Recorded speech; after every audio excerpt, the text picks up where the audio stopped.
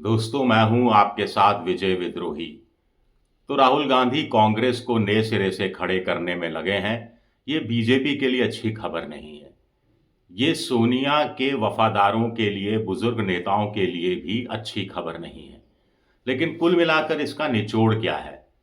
तीन चार निचोड़ हैं। एक, सोनिया गांधी कांग्रेस की सक्रिय राजनीति से अब बिल्कुल आउट हो चुकी हैं। दो, अभी तक ये तय नहीं है कि राहुल गांधी प्रियंका गांधी को आखिर कौन सी बड़ी जिम्मेदारी देना चाहते हैं। तीन, राहुल गांधी और मल्लिकार्जुन खड़गे ने कांग्रेस को पूरी तरह से अपने नियंत्रण में कंट्रोल करने की ठान ली है और ये सिलसिला शुरू हो गया है। चार, बुजुर्ग नेताओं का राहुल गांधी को कितना सहयोग मिलेगा, इसका हम विश्लेषण करेंगे। लेकिन पहले देखते हैं कि दो राज्यों के महासचिव जो नए लगाए गए हैं और 9 राज्यों के जो प्रभारी बदले गए हैं, उनमें जातीय समीकरण नया है।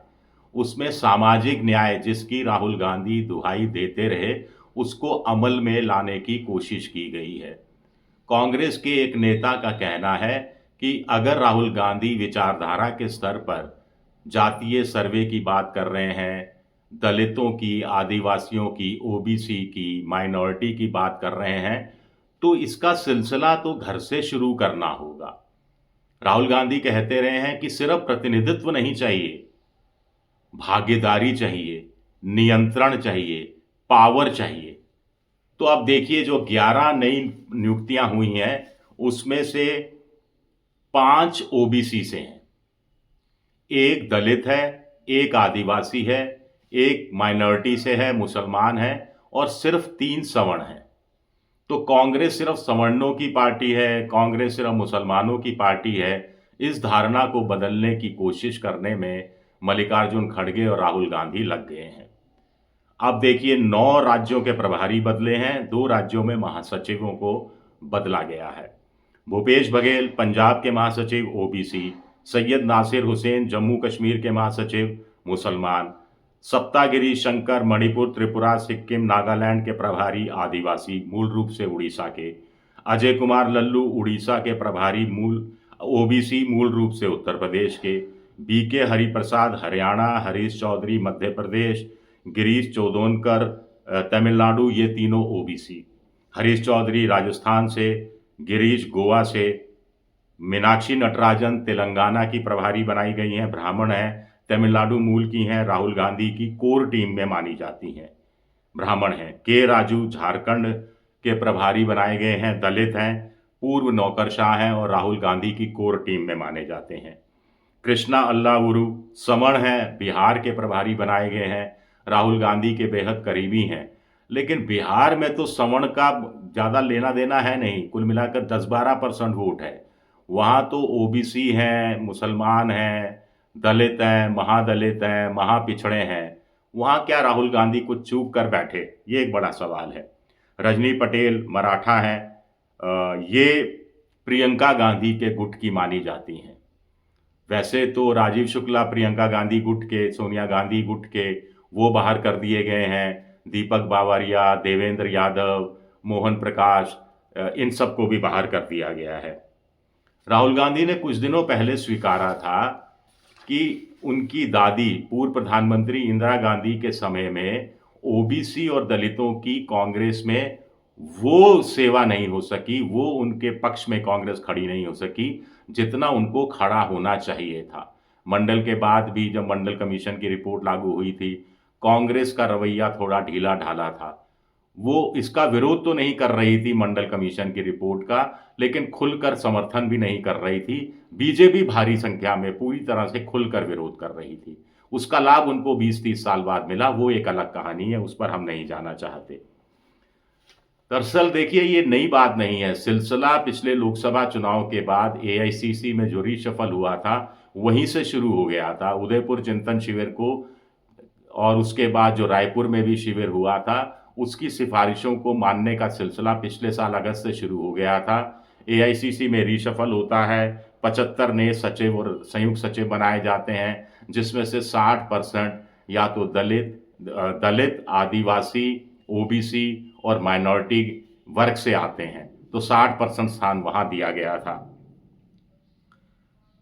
अब कुछ लोगों का कहना है कि विचारधारा के लिए पार्टी की काया पलटनी है। राहुल गांधी ने भी पिछले दिनों दलित और ओबीसी के एक सम्मेलन में कहा था कि पार्टी को पूरी तरह से रिवैम्प करना पड़ेगा अगर हम अपनी विचारधारा को आगे बढ़ाना चाहते हैं। विचारधारा एससी, एसटी, ओबीसी, माइनॉरिटी को लेकर है, विचारधारा जातीय जनगणना को लेकर है, विचारधारा आरक्षण बचाने को लेकर है, विचारधारा संविधान को बचाने को लेकर है। अब हुआ ये कि राहुल गांधी की कांग्रेस में जो बुजुर्ग नेता हैं वो या तो राहुल गांधी को नेता मानने से थोड़ा हिचकिचाते हैं, दिल से नेता नहीं मान पाते हैं, या उनकी विचारधारा से पूरी तरह सहमत नहीं हैं, उनकी विचारधारा का व्यापक प्रचार प्रसार नहीं करते। अब जैसे बीजेपी में एक विचारधारा है ए टू जेड, चाहे मोदी हो, चाहे मोहन भागवत हो, चाहे अमित शाह हो, चाहे जेपी नड्डा हो, चाहे उनका जिला स्तर का, गांव के स्तर का कार्यकर्ता हो, उस विचारधारा पर 100% यकीन करता है और उस विचारधारा का 100% प्रचार प्रसार करता है। लेकिन कांग्रेस में ये स्थिति नहीं है। जब कांग्रेस के नेता राहुल गांधी राजस्थान के दौरे पर थे और वो दक्षिणी राजस्थान के एक आदिवासी इलाके में सम्मेलन करने गए थे, भाषण देने गए थे, और तब वहाँ उन्होंने दलित ओबीसी की बात कही थी, तो वहीं कांग्रेस के मौजूद एक आदिवासी नेता जो बाद में बीजेपी में चले गए, लेकिन लोकसभा चुनाव भी हार गए और विधानसभा सीट से भी जाते रहे, उन्होंने ऑफ रिकॉर्ड पत्रकारों से कहा था, ये हमारे नेताजी क्या बोलते हैं समझ में नहीं आता, जब मेरी समझ में नहीं आता तो मैं आदिवासियों के बीच जाकर क्या बोलूँगा। आदिवासियों के बीच आते हैं और दलित ओबीसी की बात करते हैं, जातीय जनगणना की बात करते हैं, जिससे दलितों आदिवासियों को खास फायदा होने वाला नहीं है। तो इस तरह का जो अनमना भाव था वो कांग्रेस की विचारधारा को या राहुल गांधी की विचारधारा को आगे बढ़ने से आम कार्यकर्ता तक पहुंचाने में एक तरह से रोड़ा लग रहा था, अड़ंगा लग रहा था। कुल मिलाकर राहुल गांधी कहते रहे हैं ये विचारधारा बनाम विचारधारा की लड़ाई है। भले ही उनको केंद्र में सत्ता के लिए 5 साल, 10 साल, 15 साल इंतजार करना पड़े, लेकिन वो विचारधारा से नहीं भटक सकते और बिना विचारधारा की पार्टी लंबे समय में नहीं चल सकती। अरविंद केजरीवाल का 10 साल के शासन का अंत हुआ ही है, ये हम सब ने देख ही लिया है।